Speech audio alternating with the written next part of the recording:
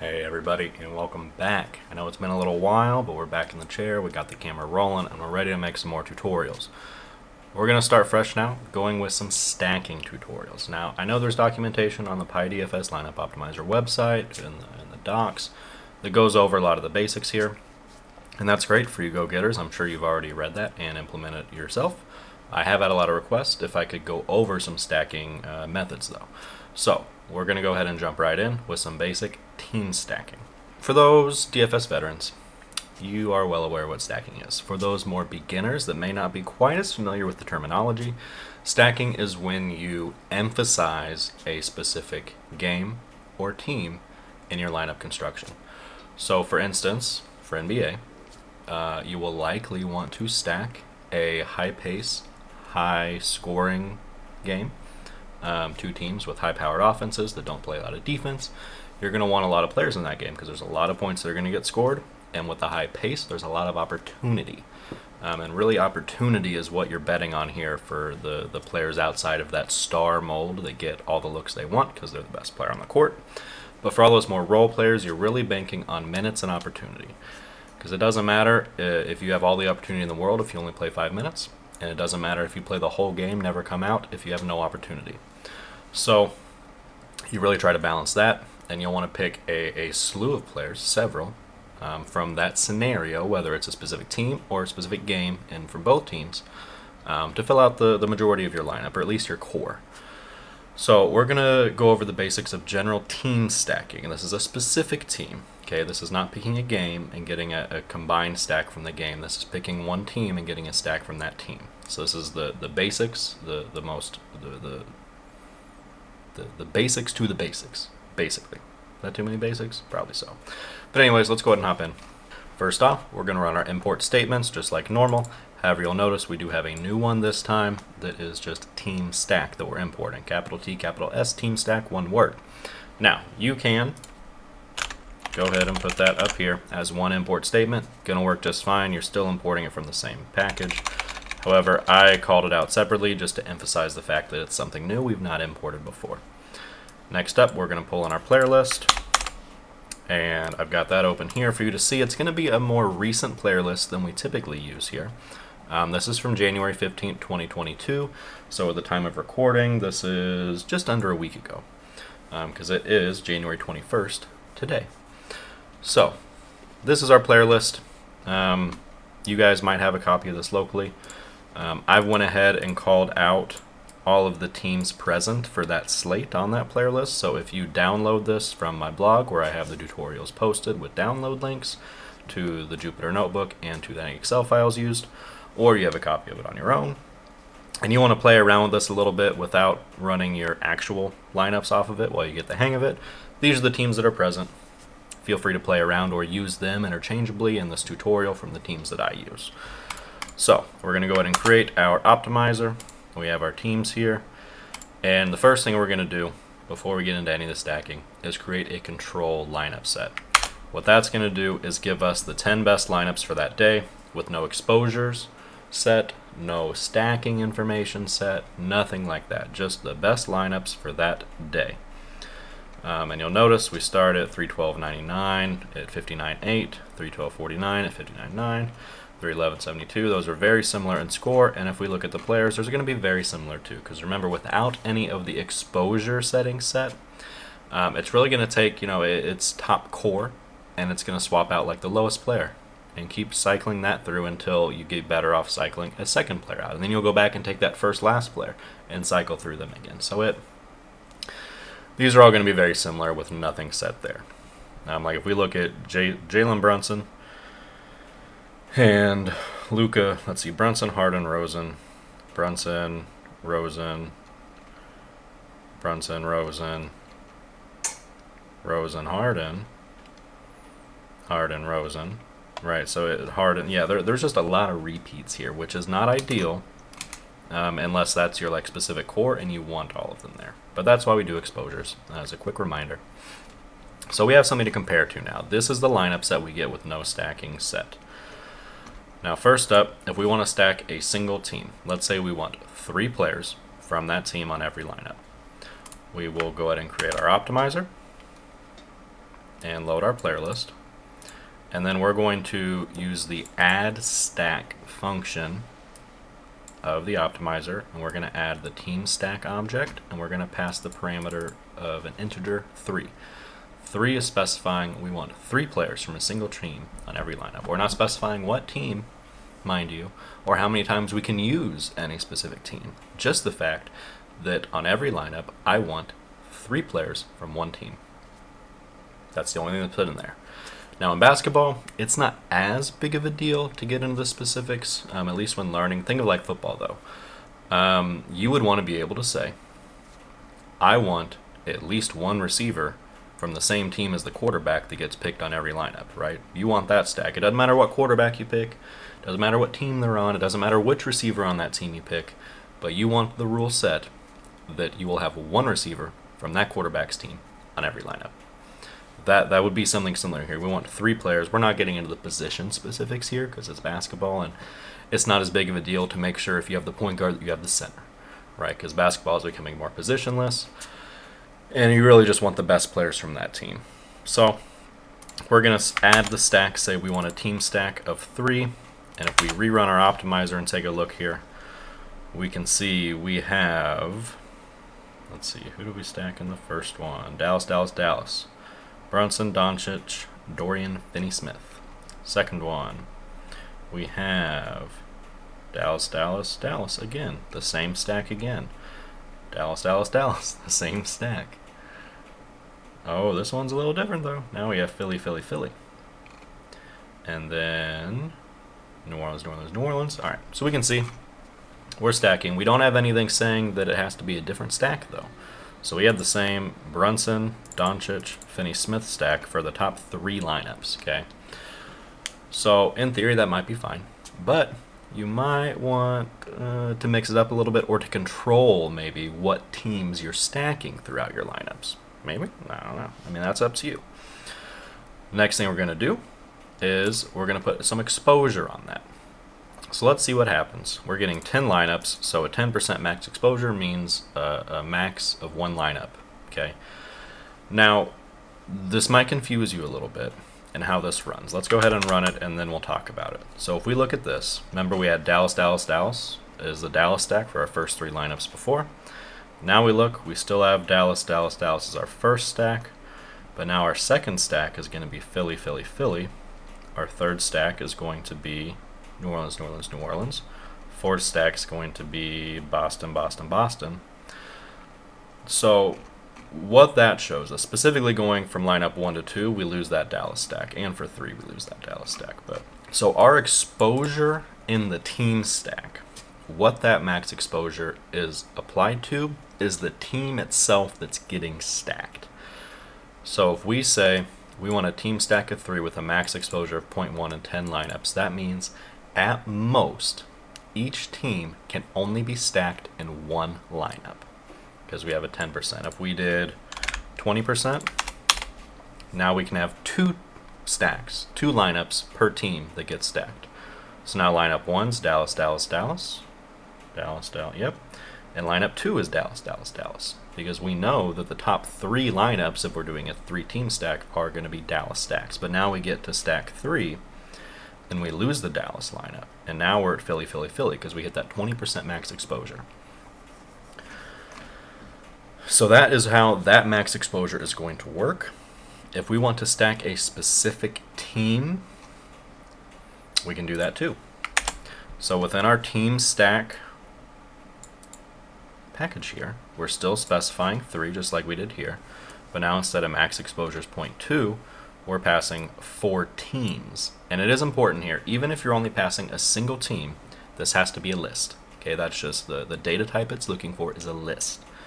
So you'll want your square brackets here and the string of the team on the inside. Now it's important to note your team here has to match with how the team is specified in your player list.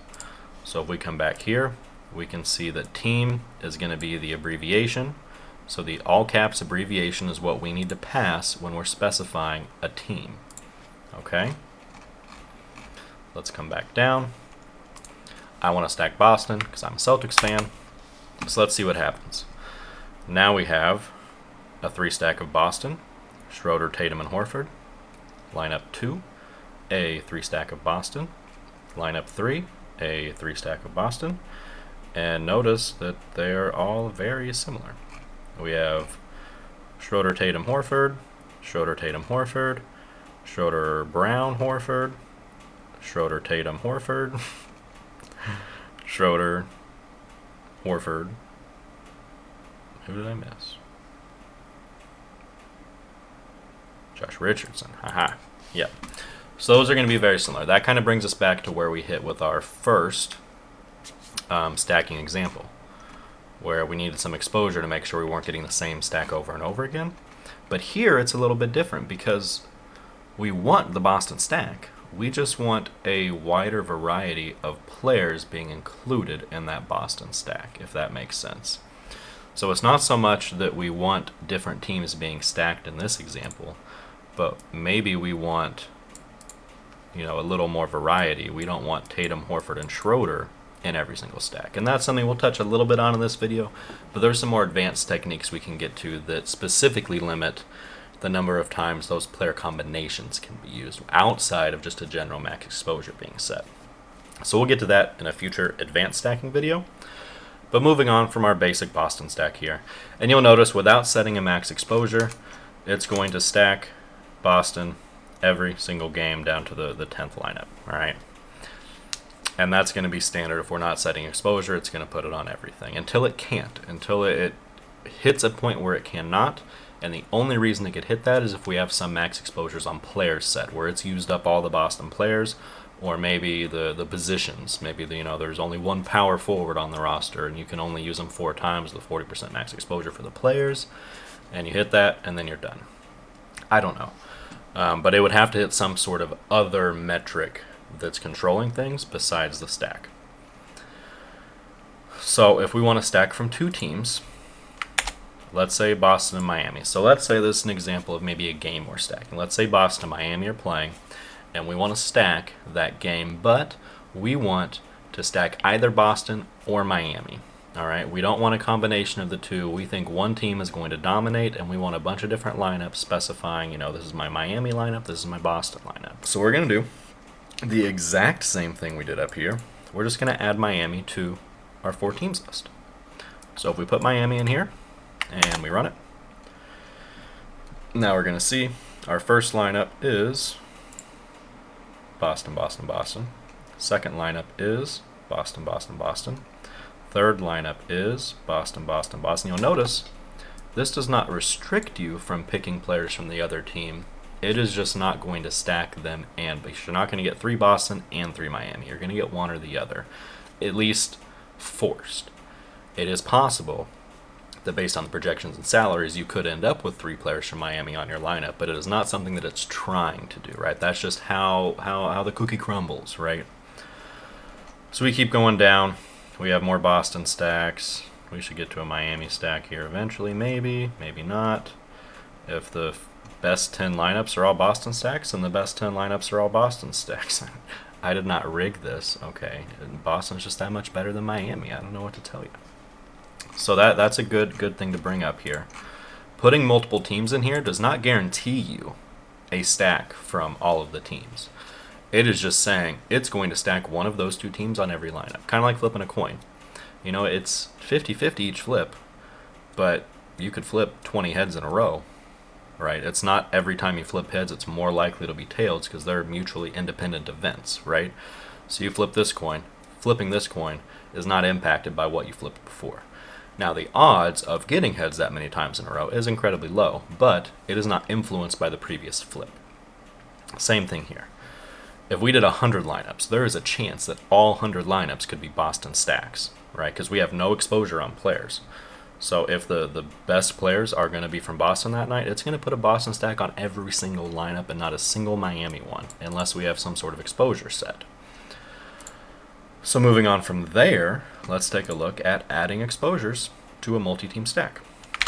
So let's say that we want to do another 3-team stack, 4 teams Boston, Miami, but now we're also adding in the max exposure equals 10%. So let's take a look at that and now see what we get. So now, lineup 1 is a Boston, Boston, Boston stack. Lineup 2 is a Miami, Miami, Miami stack. And after that, we're not stacking anymore. Now we're back to our initial lineup of 312.99, 312.49. So if you want to go back on your own and look at that control group of lineups, you start lineup 3. That's going to be lineup 1 there, and you're going to go straight down the list. These should be the exact same lineups. Okay. So what that's doing is, and we're kind of building, building block by building block, coming down the list here. We're combining what we've done before. So now we're saying every lineup is going to stack for one of these two teams, right? But now we're putting an additional parameter in there as the max exposure of 0.1. So what happens when you're limited to 2 teams to stack from, and each one can only consist of a single lineup, but you're getting 10 lineups? What happens is it will follow this rule until it meets that rule, right? And then it's going to stop. So we're going to stack for Boston and Miami, each one getting 1 lineup. If we did 100 lineups, then each of them would be able to have 10. And it's going to force this first until it runs out of lineups that it's allowed to create with the stacking parameters and the exposure parameters. And then it's going to revert back to no rules lineup creation. So that's why we have 1 Boston, 1 Miami, and then back to square one. Just to kind of drive that point home, we're going to do it again, but with a 50% max exposure, and that means that each of them can be in up to 5 lineups. So we have Boston, Boston, Boston, Boston, Boston, Boston, that's 2, Boston, Boston, Boston, that's 3, Boston, Boston, Boston, that's 4, Boston, Boston, Boston, that's 5. We hit our 5. Now we should not have another Boston stack the rest of the way. Now we have Miami, Miami, Miami, Miami, and Miami. So here, every single lineup is going to consist of a stack because we filled out our max number of lineups before we broke our exposure rule. If we switch this to 11, then our 11th lineup should be no stack because we've exceeded our max exposure and we've exhausted our teams that we're stacking from. So now if we come down here, lineup 11 is, did we get 11? 302.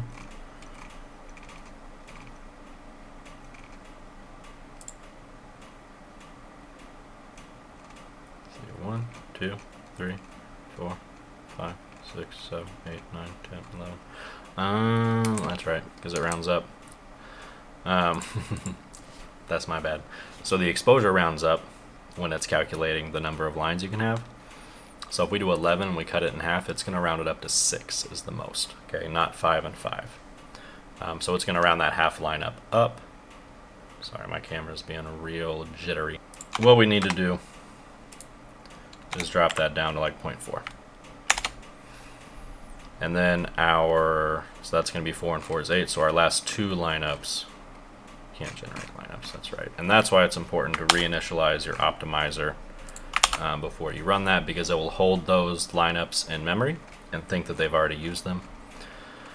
So now if we come down, yep, our last 2 lineups go outside of our stacking. But do remember, as I just didn't, that it is going to round up. If you have an exposure set that comes out to a fraction of a lineup, it's going to round that number up. So that's that for you. Moving on from there, this is going to be the final thing we go over in the basic team stacking here. We do have the ability to also add in the player exposure to our optimizer, even though we're stacking. So let's do the same thing we just did. Boston, Miami, max exposure 0.5. We'll rerun this one. So we have the same lineups. And that should be Miami. Yep, okay. So now we're back where we were. Let's do this, do the exact same thing for our team stack, but now we're going to put a max exposure to 0.2 across the board for the players. So that means that no player individually can be used on more than 2 lineups. So if we run that, that is going to significantly change things. Because remember, we had like Schroeder, Tatum, Horford, Schroeder, Brown, Horford on almost all the Boston stacks. So we look at this, we have Schroeder, Tatum, Horford, Schroeder, Tatum, Horford. So now, Schroeder, Tatum, and Horford cannot be used on a single other lineup. Come down. Well, now all of a sudden we jump and we're in Miami stacks because you need those 3 players to be the better Boston stack versus the better Miami stack. So now we have Lowry, Butler, and Hero.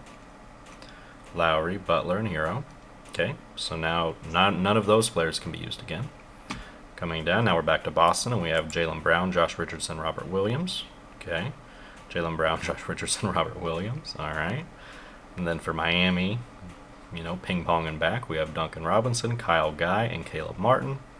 Duncan Robinson, Kyle Guy. Oh, PJ Tucker, swap that one out, huh? Then we're back to Boston. Peyton Pritchard, Romeo Langford, and Green. Now, obviously, if you're stacking Boston, you're not going to want to stack Pritchard, Langford, and Williams, right? Like, that's not the stack you're going for. So this is, like, these blanket exposures are not the best way to go about this. I just wanted to show you how we can still apply player limits for our team stacks. And there's other ways to do it too. We'll get into that when we get into player stacking, because at that point you're looking more at like groups of players that you're interested in rather than the team as a whole, right? Or you could just go into your player list, axe off all the players that are projected less than 25 points that night, and go from there. But that's going to be all for this video. Huge shout out to everyone on the Patreon that stuck with me in my hiatus here from creating these tutorials for a couple months. We got a lot of things going on in the background here. A lot of things moving forward that have pulled me away from making these videos specifically, but still advancing the content and the success of this channel. So huge thank to all of them for hanging out still.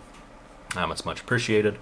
If anyone watching this is interested, you got a private Discord server you can hop in, get much better access to me than YouTube comments.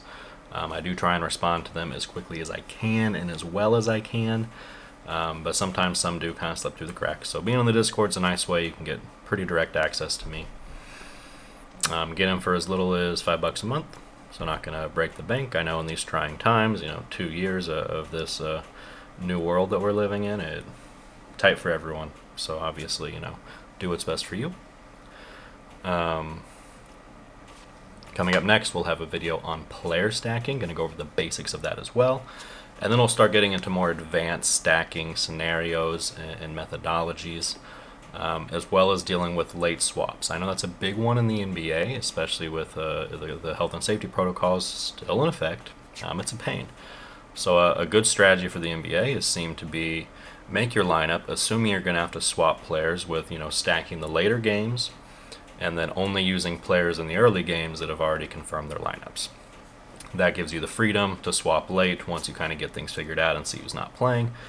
Because there's nothing more frustrating than making your lineup, set it, forget it, go off, live your life, and then realize that one of your players didn't even play.